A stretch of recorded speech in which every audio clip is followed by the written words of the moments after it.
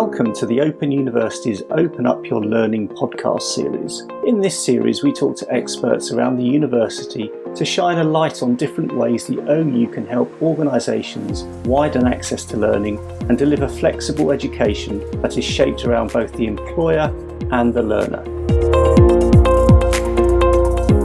Welcome to this Open University podcast on how to utilise the open degree in the workplace. My name is Martin Couzins. I'm a corporate learning journalist, and today I'm joined by experts from the OU to talk about the undergraduate open degree and its relevance to business. We're going to look at what the open degree is and how it can be used for flexible learning in a business context. So let's start by meeting our panel. Hi, I'm John Baxter. I'm the Qualification Director for the Open Degree, so I have overall academic responsibility for how the degree is put together.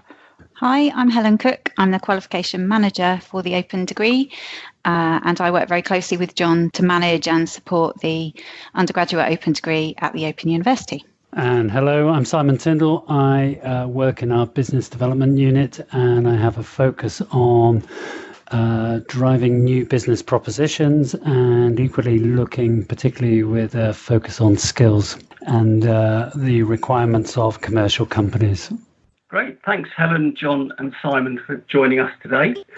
So Simon, what's the value then of open degrees for employees and employers? I think for employees, for both parties really, we already know that employers or people are training through university degrees at the moment for jobs that just don't exist or are still somewhat yet to be defined. And we know that people's careers, which previously a few generations ago were a single career that you would go, or a single profession that you would go through your entire career for, and that's now multiple, but we know that rate is actually accelerating and that people are going through multiple different career options and types of jobs as just employment evolves. And I think that fits, or the whole structure of the open degree fits that flexibility. It is ultimately the sort of pick and mix ability of being able to really mix disciplines across faculties and subjects across that whole qualification that allow you to start being able to not only build towards your current career goal, but even as you progress through that degree, then actually if you find that your interests and your career goals are moving in a slightly different direction, then there's the flexibility in the program to allow you to, say, move from maybe it's a finance role into a more marketing or sales orientated element of that career. So I think so to both employers and to employees, it's the flexibility which is really, really attractive, particularly when combined with the overall flexibility of an OU study, which is highly modularized and allows people to study for their career goals within the next 6 months or the next year, as well as studying for longer term qualification. And you mentioned the word flexibility there. Does this type of degree suggest that there is just a more general shift towards more flexible ways of learning? Yeah, I think you can already see not only in the choice of career goals out there or the choice of career needs and what employers are saying that they require in terms of skills, that there is a need to, the traditional model where you would go to university for 3 years and then work for the rest of your life until you retire just isn't relevant today and will be increasingly less relevant as we move forward into the future. You've only got to look at the current COVID-19 situation to, we're already talking about a new normal. We're already talking about a huge change element within society at large and within the economy. And that is also going to drive significant different types of skills requirements, particularly around flexibility and adaptability. And I think the narrative there fits very closely to this type of flexible qualification and award with the open degree, that you can choose And I suppose it's part of a step towards a sort of progression of lifelong or portfolio learning, where you continue throughout your career to be picking up new skill sets and new training and new education. Yeah, so picking up on that point then, so you talked about adaptability. So from an employee perspective, are these degrees good for literally kind of chopping and changing as you go, that you can change with the changes that are going on in the workplace?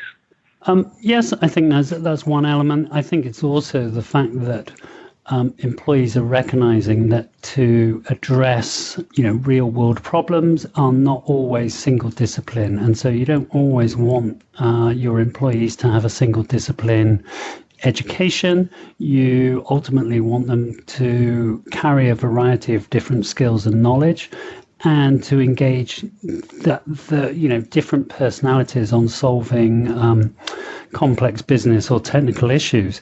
So I think, again, if you look, it's the multidiscipline nature of this structure of this program, which allows or suits that need of employment to find not only a core, maybe engineering skill or a core business skill, but equally to have a wider range of education as well, maybe covering some of the creative arts or social sciences, because it just rounds the person off, and it sort of aligns very much with employers also saying that they want future graduates and future employees to have a wide range of sort of skills around core skills as well, such as communication, networking, etc. So, John, could you start by telling us a bit about the Open Degree and what it is and what makes it unique?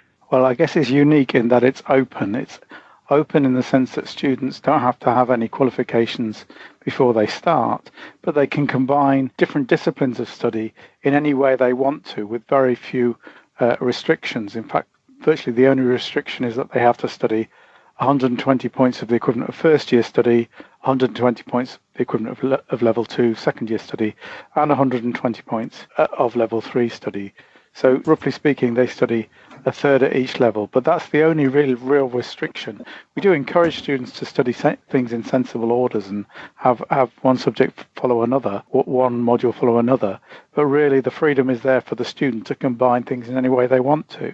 So they can combine things that they're interested in, poetry and music, and things that that might be relevant for work with business qualifications. So it's a uniquely flexible degree, I think, in the sector. And why were they developed?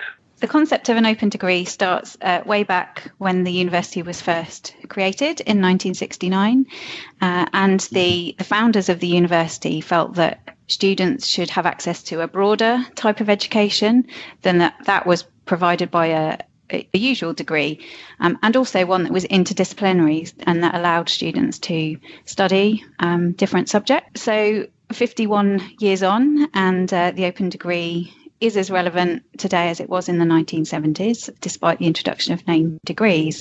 And we often think that if we didn't already have an open programme or an open degree, now would be the time to create one. There's been very much a rise in the requirement of employees to have a broader knowledge and broader skills. So it's not right for every industry and every career, but we certainly feel that, with uncertainty around the future of work and what jobs might look like in the future, then having that breadth of skills and knowledge is really important. And it's something that we're able to provide and that the students can personalise as they see fit. I think one of the important things is the unique way that our subjects can be combined together. In a conventional institution, you might be limited by what days or what times certain things were on offer, whereas we can combine any combination of subjects that a student wants to study. So, as I say, we have creative writing and physics, or any as wild a combination as you can think, as well as much more sensible, as it were, combinations that you can think of too. So it's that unique ability to combine anything with anything that's at the heart of the open degree. So how many of these degrees does the OU currently offer? Well, our biggest degree is the BA, BSc Honours Open degree, where students are awarded either a BA or a BSc on completion of their modules, depends which subjects they've chosen. We introduced a certificate of higher education and a diploma of higher education in the 2000s. And more recently, in 2017, we introduced a BSc Honours Combined STEM. So this is a type of open degree where students focus more on modules in science, technology, engineering and maths, as well as some other subjects that are considered to be STEM related.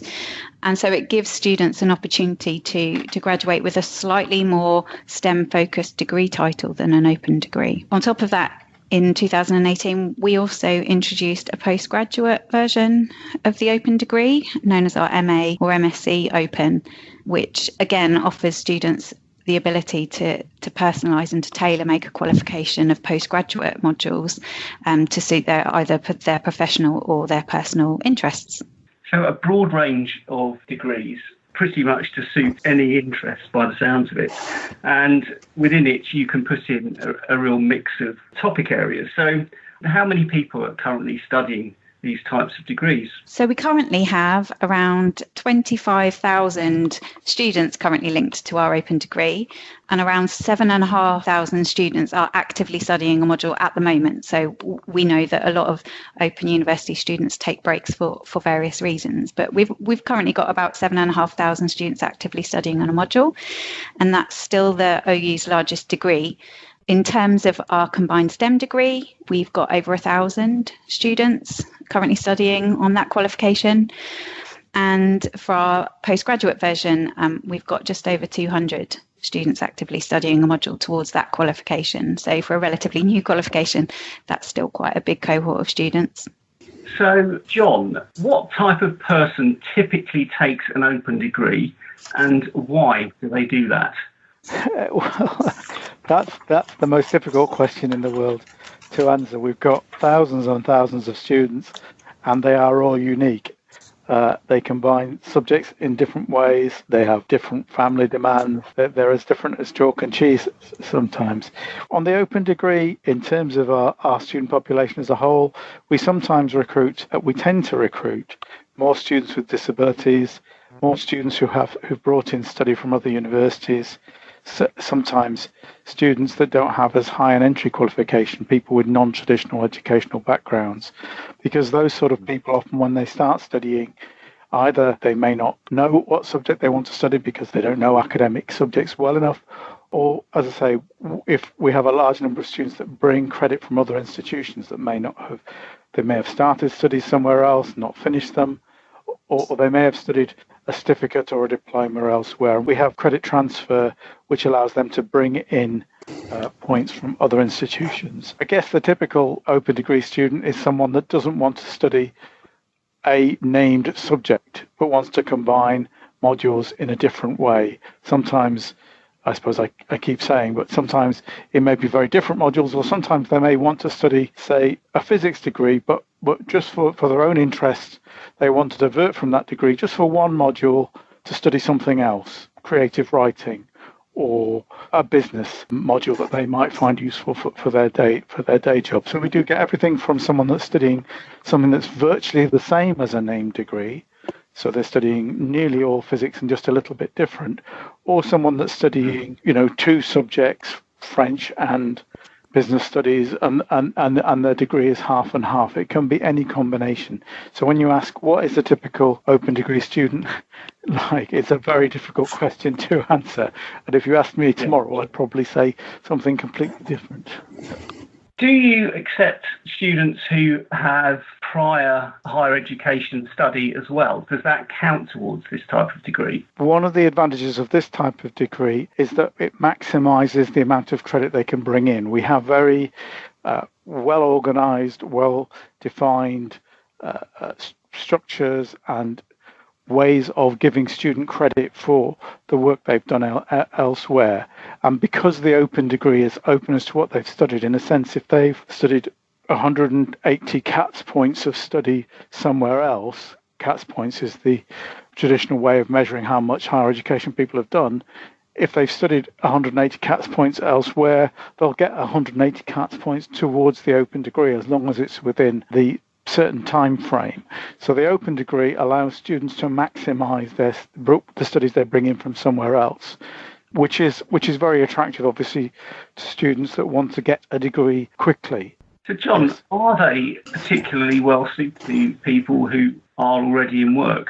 Well, people already in work may well have studied modules that they can bring credit for that are relevant to their job. So if they want to top up some training that they've done, some higher education that they've done elsewhere, and they want to top it up to a degree with other things that maybe are from their personal interest, that can be particularly relevant. Would you say then, from a learner perspective and one's personal development, would you say this is a good option? It seems very learner-centred, and we've talked about adaptability. Does this answer some of the challenges that the organisation has and that employees will find themselves in terms of remaining marketable and learning the relevant skills at the right time? Yes, I think it ultimately comes down is we don't know what future career jobs will be. We don't know what the requirements, there's always going to be professions and disciplines that require specific training, medical, for example. But there's going to be an awful lot of jobs where you need a wide variety of differing skills and disciplines. And I think that this approach around the open degree fits that profile. It also allows people to recognize that they may start a degree study and then actually, change as their career and opportunities change. John, talking about how flexible these degrees can be, can you drop in and drop out and change topics as you go? You can. I think our level 1 modules, our introductory modules, are designed to give people a flavour of a range of different subject areas.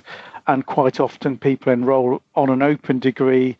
They do one of our introductory level 1 modules, and they decide that one part of that is really interesting to them, and they move out of our open program and into a named degree. But similarly, people on named degrees that start their studies might decide they want to investigate a particular area which brings together subjects that people don't normally think of as fitting together. So, we have students that study music and business studies because they are thinking about developing a sort of portfolio career around performance, around teaching, but around also managing their finances and their time, so that they need to have a combination of modules which perhaps wouldn't be thought of as being traditional.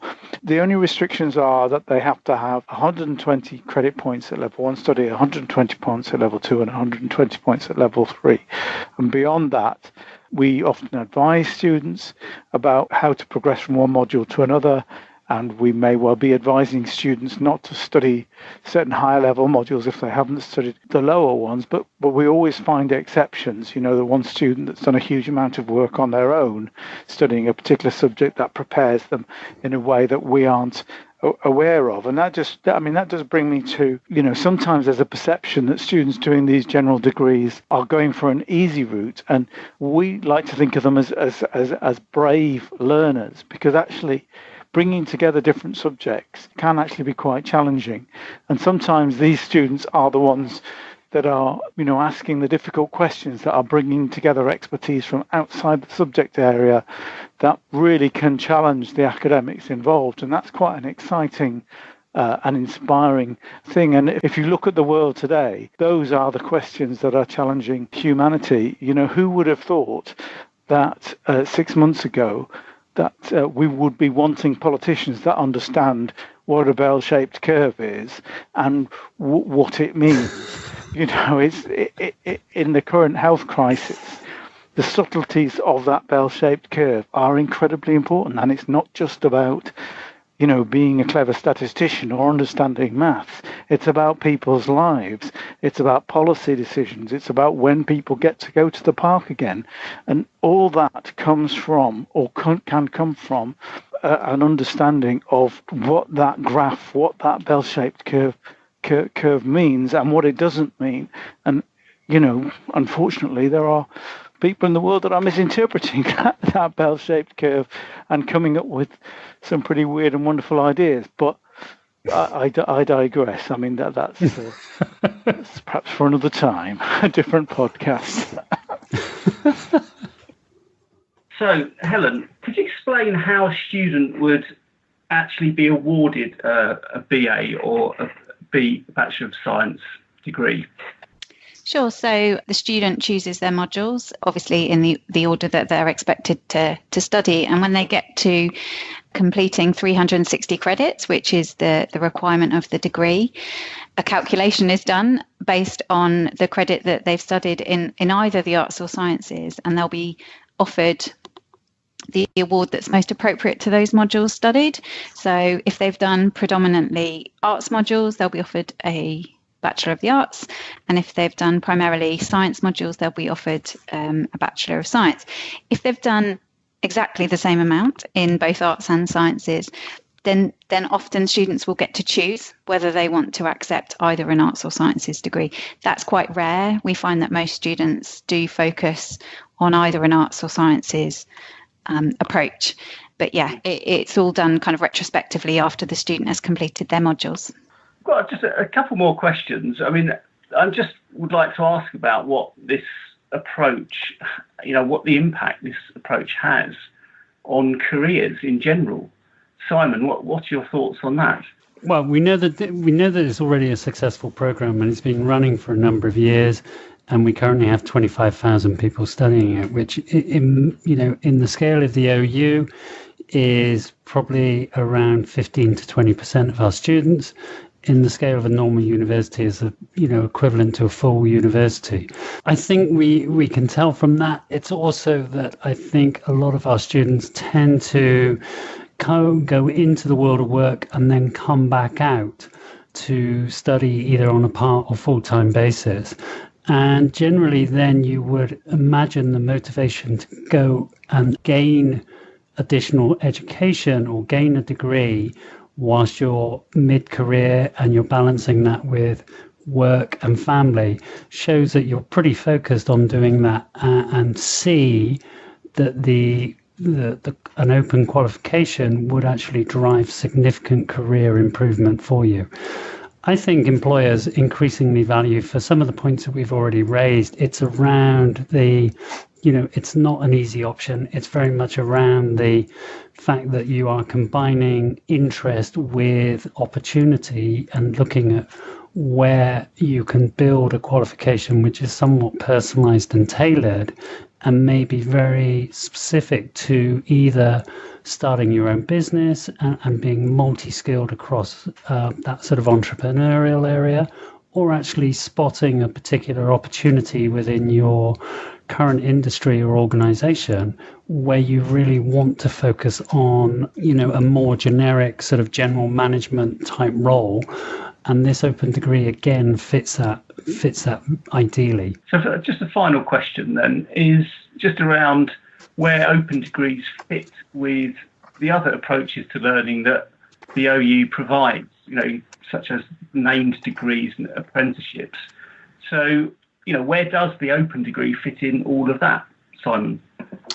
Well, I think it's the classic case of, it's not one size fits all. Some people are going to want to go for a very flexible approach, and that requires a certain different sort of mindset and discipline as well.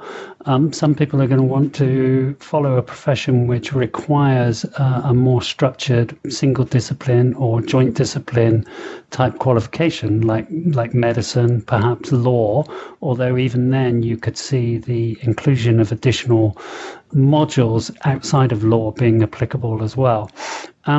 It's really, how does it fit into a wider portfolio of offerings from the OU that include not only undergrad and postgrad, single discipline and open qualifications, but also covers sort of apprenticeships as well as, right down towards our open learn, open educational resources, which again, primarily geared to encourage people back into education and move them from informal informal learning to something more structured. So that draws this panel discussion to an end, and I would just like to say thank you to today's speakers, Helen, John and Simon. Thank you. Thank you, Martin. Thank you. And Simon, finally, how can employers find out more about open degrees? Well, there should be a link with this podcast when it's released, which directly gives more detail around the open degree themselves. And if employers have an interest in talking to the OU about developing specific corporate programs around open degrees, the ideal contact point is business@open.ac.uk. Thank you for listening. To find out more about how the OU works with businesses, go to open.ac.uk/business.